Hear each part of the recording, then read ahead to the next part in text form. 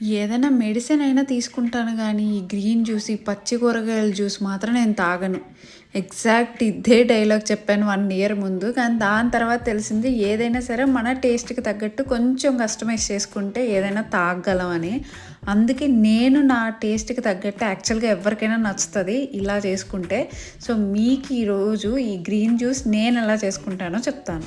First నేను తీసుకున్నవైతే salary, క్యుకంబర్, mint, వెల్లుల్లి, అల్లం, ఉడకబెట్టిన పాలకూర ఇవి నేను ఫస్ట్ తీసుకొని చేశాననమాట. కొంచెం వగరనిపించింది. తర్వాత నిమ్మకాయ పిండుకున్నాను. బానే ఉంది. పర్వాలేదు అనిపించింది. తర్వాత ఏమనిపించిందంటే నిమ్మకాయ పిండుకోవడం ఎందుకు మళ్ళీ వేరుగా తొక్క తీసేసి మళ్ళీ అది కూడా వేసేస్తే ఇంకా బాగుంటుంది కదా, ఇంకా ఎక్కువ పులుపు ఉంటుంది. సో కొంచెం వగరు తగ్గుతుంది కదా అనిపించి అది వేసుకున్నాను.